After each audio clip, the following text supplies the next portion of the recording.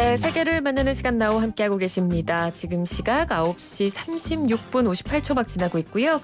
이번에는 국제뉴스를 바라보는 넓은 시각을 키워드리는 코너죠. 전지적 세계 시점 인문결연구소 임상호 소장과 함께합니다. 어서 오세요. 네, 안녕하십니까? 자, 오늘은 브라질 이야기를 저희가 좀 해볼 텐데 브라질의 보소나루 대통령을 둘러싼 정치적 갈등이 커지는 상황에서 지금 코로나19 확산세도 브라질에서 최근에 급격하게 심해져서 미국에 이어서 거의 지금 세계적으로 2위를 기록할 정도로 상황이 어려운데, 자, 그러면 먼저 브라질과 관련한 이 정치적 논란들 최근에 어떤 것들이 있었는지 좀 간략하게 정리를 해주신다면요. 그러니까 브라질이 지금까지 그 보소나루 대통령이 당선된 이후로 이 대통령이 소위 말하는 이제 극우 성향의 대통령이다라고 하지 않습니까? 그러니까 극우다라는 것이 그냥 펴딱지 딱 붙이고 끝 그게 아니고 이 사람의 이 대통령의 어떤 지금까지 정치적인 이력이라든가 그다음에 실제로 대통령이 된 뒤로 어떤 정책 그다음에 발언 이런 것들이 전형적인 극우 성향의 그런 이제 그 발언이라든가 정책들이 이어져 왔어요. 근데 이제 그러면은 어쨌든 그렇게 해서 나라가 잘 돌아가면 되는 건데 여러 가지 좀 그 법적으로 문제가 될 만한 이런 일들이 많이 있었습니다. 예를 들어서 이 아들이 좀 4명인가 있는데 그 중에서 둘째, 셋째 아들이 이제 정치를 해요. 그런데 당연히 이제 아버지를 도와서 이제 같은 비슷한 성향의 이제 정치 길을 가겠죠. 그런데 다 좋은데 이제 가짜 뉴스를 만들어 가지고 그러니까 아버지를 공격하는 뭐 이라든가 이런 그쪽을 공격을 하는 가짜 뉴스를 만들어 가지고 이렇게 공격을 하는 이런 것들이 하다가 이제 그런 것들이 이제 적발이 됐어요. 그러니까 조사를 들어가야 되는데 그 경찰청에서는 조사를 할 거 아니겠습니까? 근데 이제 브라질 같은 경우에는 연방 경찰청이 그 법무부의 이제 지휘를 받도록 되어 있는데 그 대통령이 어쨌든 자기 아들에 관련된 수사잖아요. 그러니까 수사 경과를 자꾸 보고를 받으려고 해요. 그러면서 경찰청장도 교체를 하려고 하죠. 실제로 교체를 했습니다. 근데 교체를 누구로 했냐면은 자기 아들의 측근으로 교체를 해요. 그러니까 그 자체가 이제 문제가 있는 것이잖아요. 그러니까 비리를 계속해서 무마하려는 시도를 다양하게 하고 있는 거군요. 그렇죠. 그리고 이제 아까 말씀드린 것처럼 이제 법무장관의 지위를 받도록 되어 있는데 그러니까는 대통령 입장에서는 이 중간에 끼어 있는 법무장관이 굉장히 거추장스럽겠죠. 그러면서 법무장관과 사이가 안 좋아져요. 근데 이 법무장관이 누구냐면은 룰라 그러니까 전 대통령 있잖아요. 굉장히 그 브라질 국민들로부터 신의를 받았고, 굉장히 그 사랑을 많이 받았던 대통령인데 이 대통령 그렇게 이제 국민들의 신임이 두터운 대통령마저도 비리 혐의로 체포를 할 정도로 뭐라고 할까요? 그 사법 정의에 대한 어떤 소신이 뚜렷한 사람이었거든요. 그 사람이 법무장관인데 이 법무장관을 결국 경질을 했죠. 그러니까는 거기에 대해서 이제 국민들이 굉장히 이건 아니지 않는가라고 하는 그 분노가 이제 나오는 상황인데 그 법무장관 후임으로도 또 그 이번에는 셋째 아들, 그러니까 아까는 둘째 아들 측근이었는데 이번 셋째 아들의 그 또 측근을 친구를 또 이렇게 기용하려고 하는 이런 이제 움직임이 있으면서 국민들의 어떤 그 이제 분노가 폭발을 하게 되는 것이죠. 그러니까는 그런 아들들과 관련된 어떤 스캔들, 그것도 그런 문제인데 거기에 대통령이 좀 부당하게 월권 행위를 하면서 개입을 하려고 한다는 그런 논란.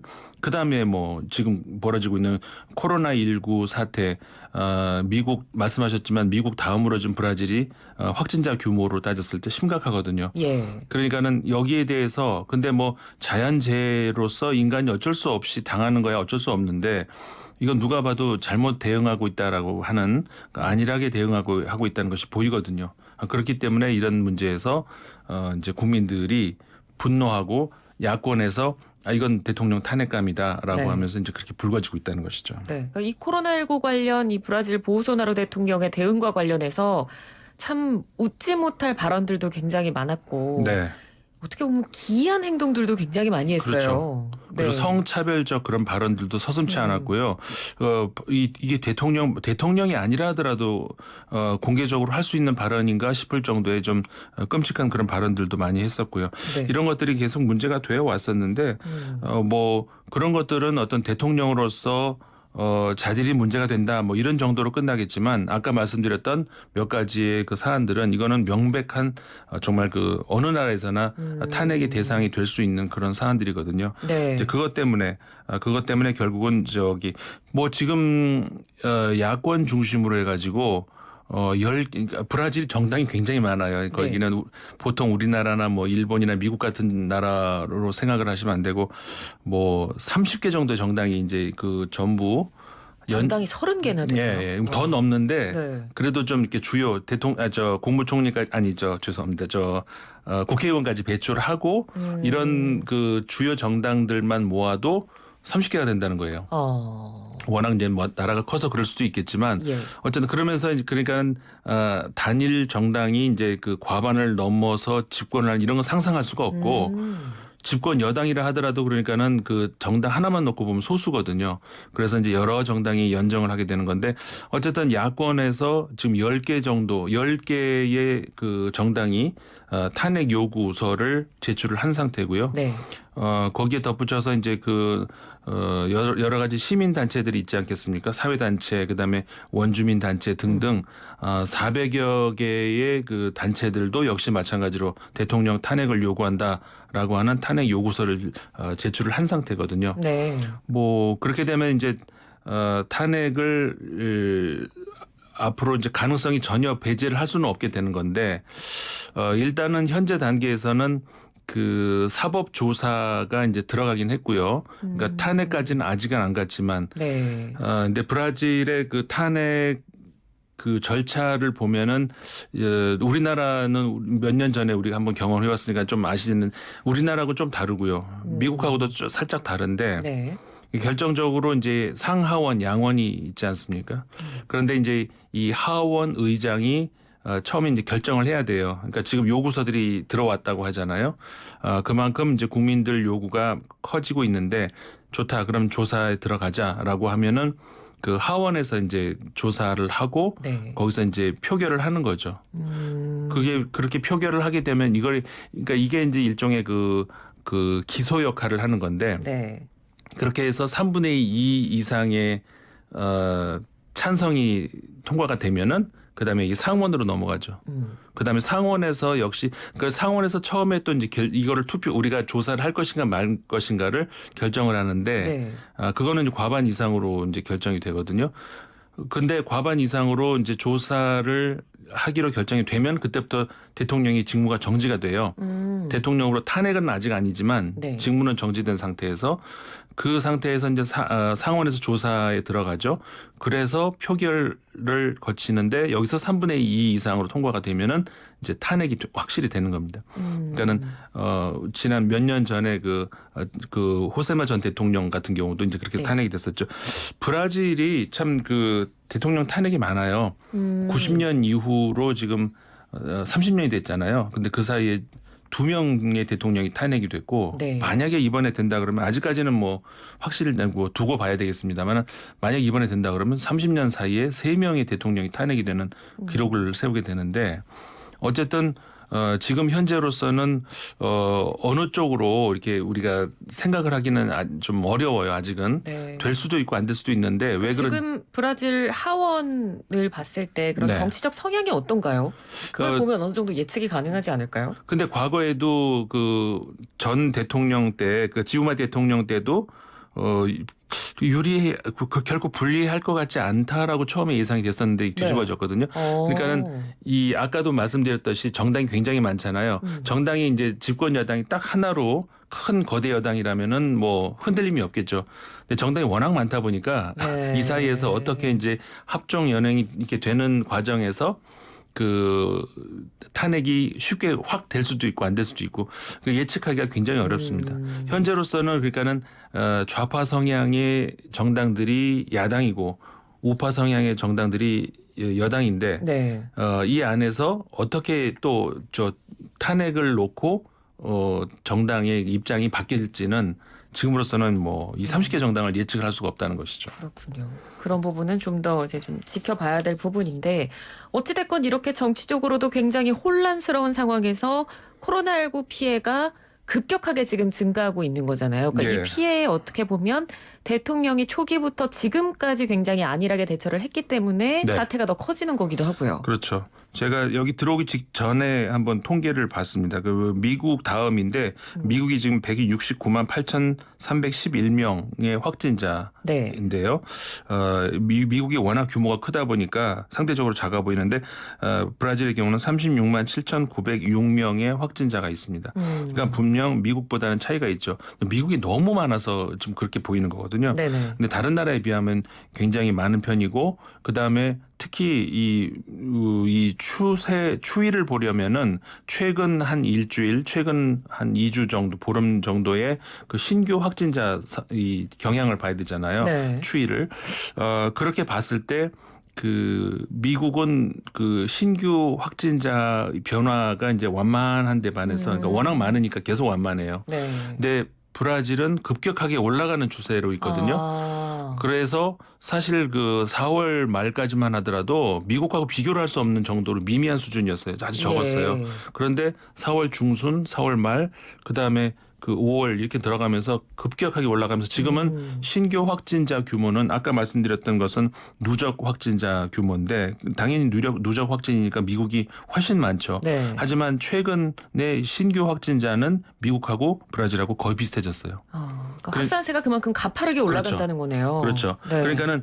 누적 확진자를 가지고 미국을 추월하기는 어려운데 왜냐하면 인구 규모도 미국은 3억 여기는 2억 이렇기 때문에 네. 근데 신규 확진자 규모는 지금 며칠 안에 미국을 이게 뭐 좋은 것도 아닌데 따돌린다는 표현이 좀 그렇지만 어쨌든 미국 위로 그 1위로 올라설 수도 있다 이렇게 이제 볼 수가 있다는 것이죠. 네. 이렇게 될 때까지 그 보우소나루 대통령의 반응이 그러니까 뭐 나름대로 노력을 막 하다가 어떻게 잘 안 되는 거는 국민들이 정서적으로 또 공감이라도 하겠는데 그 발언들이 좀 국민들이 분노를 일으키는 그런 네. 것도 있었거든요. 네. 확진자 늘어나는 이런 문제에 대해서 질문을 하면 그럼 날 보고 어쩌란 말이냐고 내가 메시아냐 이렇게 말을 그러니까 왜 그런 말이 나오냐면은 이 사람이 자이르 보우소나루 이렇게 이름이 보통 흔히 부르는데 네. 정확하게는 자이르 메시아스 보우소나루. 플레임이 그렇군요. 예, 중간에 네. 메시아라는 이름이 들어가요. 그러니까는 내가 아무리 메시아지만 나보고 무슨 기적을 행하란 말이냐?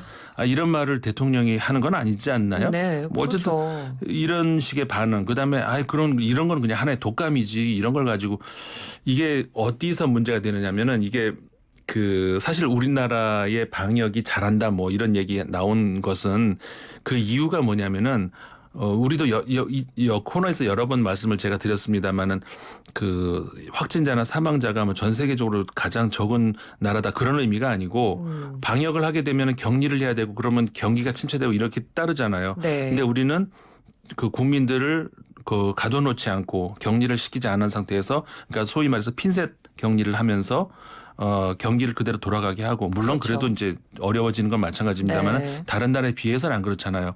근데 이렇게 성공적인 방역이라는 것이 그 의미였잖아요. 근데 그렇지 않고 대부분의 전 세계 국가들은 격리면 격리 아니면 경기 침체 모면이면 모면 이 양쪽을 하나는 선택을 해야 되는 처지에 있는 것이죠. 그런데 일반적으로 우리가 상식적으로 생각하면 일단 국민의 생명 건강이 우선이잖아요. 네. 그러니까 대부분의 서유럽 국가들도 일단 격리를 하고 그동안에 이제 국민들 생활이 어려워지는 것은 정부가 책임을 지겠다 이렇게 하면서 순서를 그렇게 되는데 그 미국의 트럼프 대통령 그다음에 그 브라질의 보우소나루 대통령 이런 대표적인 두 명 같은 경우에는 반대로 생각을 해요. 이거는 국민들이 알아서 자기 건강 관리를 하고 이건 감기 같은 거니까 알아서 하는 거고 경기 침체 이거 안 된다 그러면서 격리를 풀어라 하는데 브라질에서도 이 지방 정부의 주지사들은 그렇게 못한다는 것이죠. 그러면서 주지사들은 이렇게 격리를 계속 유지를 해야 된다라고 하고. 미국하고 좀 약간 상황이 비슷하네요. 비슷해요. 네. 그리고 이상하게도 연방 국가들이 그렇게 그러더라고요. 그러니까 연방 정부가 그런 파악을 제대로 못 하고 있어서 그럴 수도 있고 뭐 어쨌든 브라질 같은 경우도 상황이 그렇게 비슷해요. 네. 그렇게 되면서 주지사들과도 이게 마찰이 있고 그다음에 그 사법부하고도 마찰이 있고 그다음에 그 입법부하고도 마찰이 있고 그러니까는 국민들 지지도는 지금 한 39% 되고 그러니까는 보우소나루 대통령이 굉장히 어떻게 보면은 이 궁지에 몰린 그런 상황이라고 볼 수가 있단 말이에요. 네. 그런데 재밌는 현상이 이 전 세계의 그 극우 성향의 정치 지도자, 그다음에 그 주변을 싸고 있는 지지자들 이런 사람들 경향이 굉장히 비슷합니다. 네. 지금 그 브라질에서 대통령이 보우소나루 대통령이 궁지에 몰리니까 극우 성향의 지지자들이 매주 일요일마다 집회를 하잖아요. 브라질 국기를 들고 네. 집회를 참석을 해요. 그러면서 대통령을 연호하고 대통령만이 우리를 저 바이러스에서 구해준다. 근데 그 사람들이 바이러스라고 하는 것은 코로나 바이러스가 아니에요. 코무나 바이러스. 다시 말해서 코무나요? 코뮤니스트 바이러스. 그러니까 대통령을 비판을 하면 전부 코뮤니스트가 되는 거예요. 이 사람들은. 그리고 이 브라질 국기를 들고 이제 행진을 하는데 그 옆에는 성조기도 가끔 보여요. 그리고 또 가끔 이스라엘 국기까지 보여요. 네. 이게 굉장히 비슷한 이 양상들이 그러면서 이제 일요일마다 모여가지고 대통령 궁 중심으로 해가지고 이렇게 그러면 대통령은 거기서 싹 보다가 나와서 합류를 해가지고 같이 또 근데 합류를 하는 과정에서도 그 보건 당국이 마스크해라, 이 거리 유지해라 계속 강조를 하는데 대통령은 안 하니까요. 마스크도 안 하고 그 지지자들하고 포옹하고 아이를 자기 무릎에 앉히기도 하고 그러니까 완전히 대통령이 좀 따로 논다는 거예요. 네, 참 브라질 상황이 어떻게 보면 참 미국하고 상황이 비슷하고 우리가 흔히 봤던 정치적 모습과 굉장히 비슷한 모습을 많이 보여주는 것 같다는 생각도 동시에 듭니다. 네. 자, 오늘은 코로나19 확산세가 최근에 급증하고 있는 브라질의 불안한 정치 분위기 저희가 한번 짚어봤습니다. 말씀 잘 들었습니다. 고맙습니다. 네, 고맙습니다. 네, 지금까지 인문결연구소 임상훈 소장이었습니다.